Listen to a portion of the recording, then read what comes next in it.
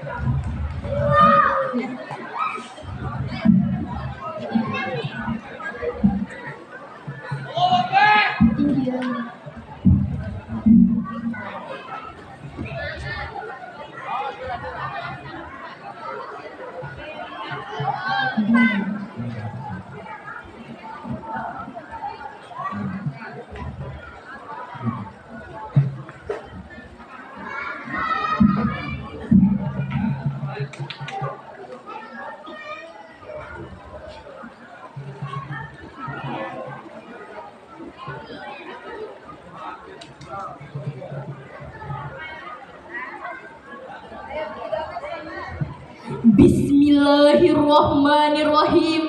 Assalamualaikum warahmatullahi wabarakatuh. Waalaikumsalam.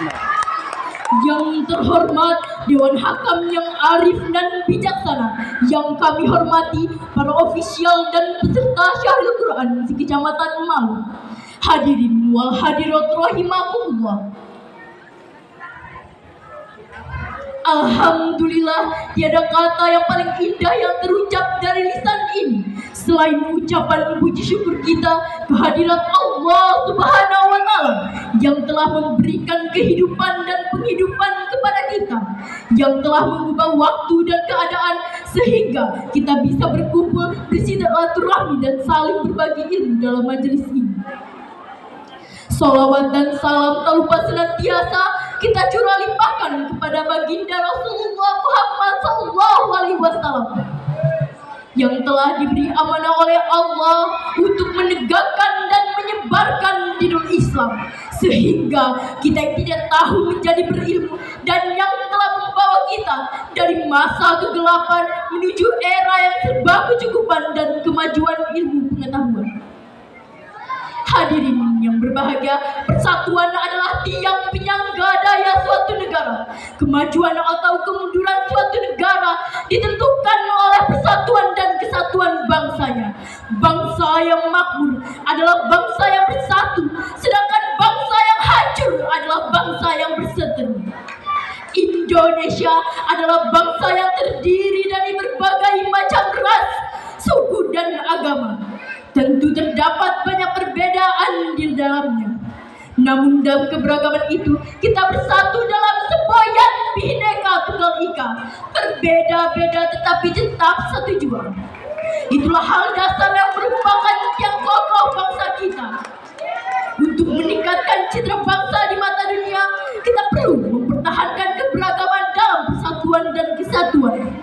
Lalu, bagaimana upaya kita mempertahankan keberagaman dalam persatuan?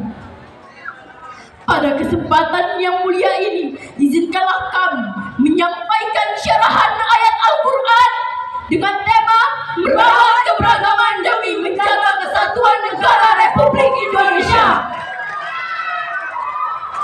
Dengan rujukan firman Allah dalam Quran surat Al-Hujurat ayat 13 berikut ini.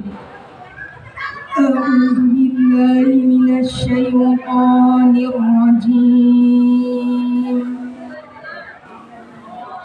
Bismillahirrahmanirrahim.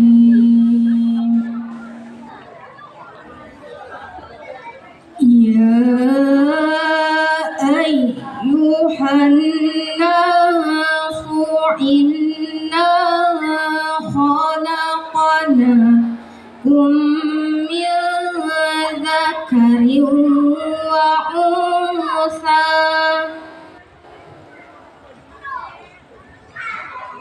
Inna khalaqnakum min dzakarin wa unsa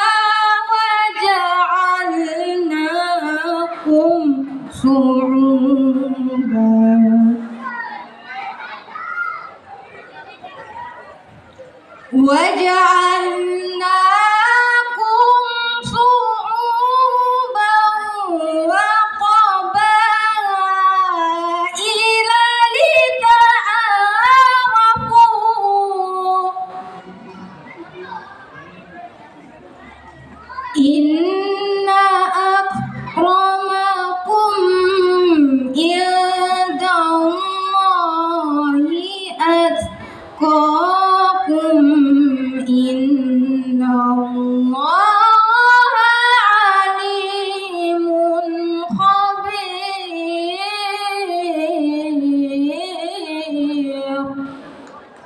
Aku berlindung kepadamu ya Allah dari godaan syaitan yang terkutuk dengan menyebut asmamu ya Allah yang maha pengasih lagi maha penyayang.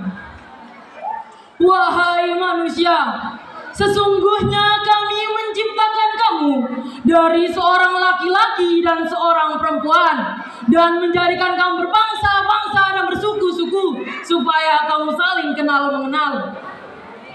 Sesungguhnya orang yang paling mulia di antara kamu di sisi Allah ialah orang yang paling takwa di antara kamu. Sesungguhnya Allah Maha Mengetahui lagi Maha Mengenal. Dari segi balaghah firman Allah ini bersifat khabar dalam artian bahwa setiap manusia diciptakan dari jenis laki-laki dan perempuan, bercorak suku, berlainan bangsa, semua memiliki harkat, derajat dan martabat yang sama di hadapan Allah Subhanahu wa taala. Hadirin yang berbahagia, jika kita kaji lebih dalam sebab nuzul ayat ini, menurut Ibnu Ashyi Asy-Syakir dalam kitabnya Mubahmat bersumber dari Abu Bakar bin Abu Daud bahwa ayat ini berkenaan dengan keinginan Rasulullah Muhammad SAW untuk menikahkan Abi Hindin dengan seorang wanita dari kalangan Bani Bayadah. Bani Bayadah dengan sinis berkata pada Rasulullah, "Ya Rasulullah, pantaskah kami mengawinkan putri-putri kami kepada budak-budak kami?" Belum sempat Rasul menjawab hal itu, Jibril datang menyampaikan surat Al-Hujurat ayat 13 yang pada ayat itu terdapat kalimat lita'arufu ayyasur bainakum at-ta'aruf wa ta'aruf, agar kamu saling kenal, yakni menjalin komunikasi yang harmonis serta menebarkan cinta kasih dan kasih sayang yang tiada bekas. Demikian penjelasan Ali Sobuni dalam kitab Syafatut Tafasir. Dengan demikian, untuk membina persatuan dan kesatuan di negeri kita tercinta ini, langkah awalnya kita harus saling menghargai, saling mengenal dan di antara kita, bukan saling menutup diri, melecehkan, menghina, serta membangga-banggakan kelompok, suku, bangsa maupun daerah masing-masing.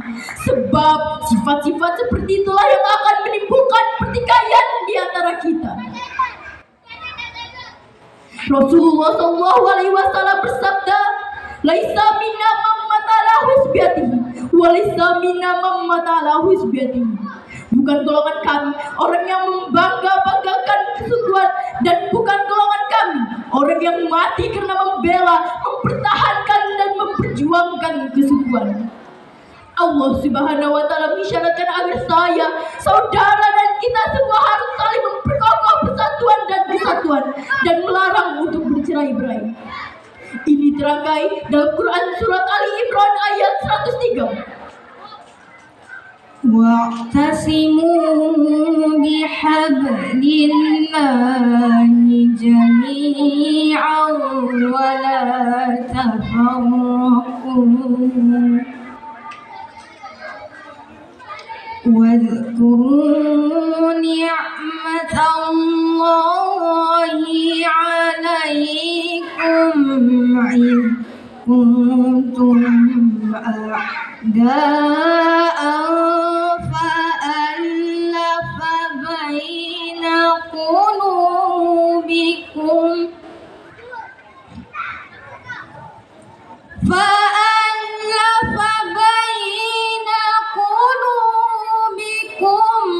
فأصبحتم بنعمته إخوانا وكنتم على شفا حفرة من النار فأنقذكم منها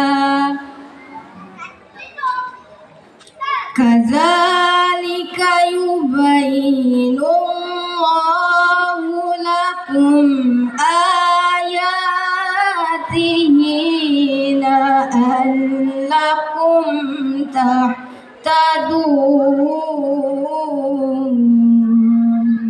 Dan berpeganglah kamu semua kepada tali agama Allah, dan janganlah bercerai-berai, dan ingatlah akan nikmat Allah. Dahulu masa jahiliyah bermusuh-musuhan, lalu Allah mempersatukan hatimu, lalu menjadikanlah kamu orang-orang yang bersaudara.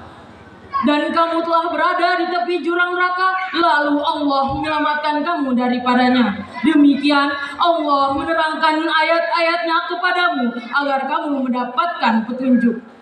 Bagaimana ayat ini jika kita kaitkan dengan situasi dan kondisi bangsa ini?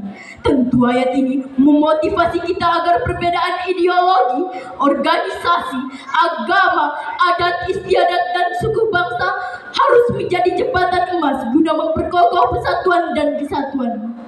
Oleh karena itu hadirin, mulai detik ini kita samakan langkah, seragamkan gerak, satukan persepsi. Berat sama dipikul, ringan sama dijinjing. Perbedaan jangan melahirkan perpecahan, namun hendaknya perbedaan menjadikan kita harus saling menghargai dan melengkapi. Lalu jika kita lihat keadaan bangsa kita sekarang ini, dari Sabang sampai Merauke, dari Pulau Mingas hingga Rote, tentu terdapat sebuah pertanyaan besar, bagaimanakah kekompakan di negeri kita sekarang ini? Alhamdulillah, seiring dengan semangat gotong royong, seirama dengan semangat Bhinneka Tunggal Ika. Dengan demikian insya Allah merupakan jaminan Allah apabila perbedaan dilandasi dengan iman, diorestasikan dengan amal kebajikan, maka Allah menjamin ampunan, semoga kita mendapatkannya. Walaupun ada serpihan-serpihan kecil masalah yang timbul, namun masih dapat ditangani oleh pihak-pihak yang berwajib. Pemerintah kita harus kita dukung program-program yang mengarah pada kebaikan demi memajukan negeri kita tercinta Indonesia. Namun pemerintah juga harus tanggap terhadap kritik dan saran dari masyarakat untuk memajukan negeri kita tercinta Indonesia menjadi negara yang makmur sentosa dan tercapainya harapan dan cita-cita bangsa. Hadirin wal hadirat rahimakumullah. Allah Subhanahu wa taala berfirman dalam Quran surat Ar-Rum ayat 22 yang berbunyi, wa min ayatihi khalqus samawati wal ardi wa ikhtilafu alsinatikum wa alwanikum inna fi dzalika laayatin lil alimin. Shadaqallahul azim. Dan di antara tanda-tanda kekuasaannya, Ia menciptakan langit dan bumi, dan berlain-lain bahasamu dan warna kulitmu. Sesungguhnya yang pada yang demikian itu terdapat tanda-tanda bagi orang yang mengetahui. Maha benar Allah dengan segala firman-firman-Nya. Ma'asyiral muslimin wal muslimat rahimakumullah. Dalam kitab tafsir Ibnu Katsir bahwa di antara tanda-tanda kekuasaan Allah adalah adanya perbedaan bahasa-bahasa seperti bahasa Arab, Romawi, Persia, Kurdi, Hasbi, Ajam, dan lain sebagainya. Keseluruhan dari keberagaman bahasa ini tidak ada yang mengajarkan kecuali Allah Subhanahu wa taala.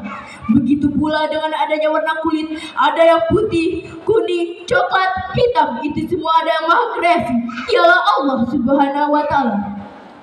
Semua perbedaan ini bukan lantas membuat kita terpecah-pecah, terpisah-pisah dan bercerai-berai.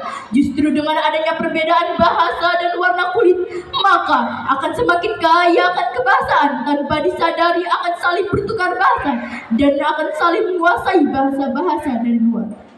Begitu pula dengan adanya warna kulit, akan terjadinya perkawinan antara warna kulit satu dengan yang lainnya sehingga melahirkan aneka suku dan ras yang baru. Begitu seterusnya.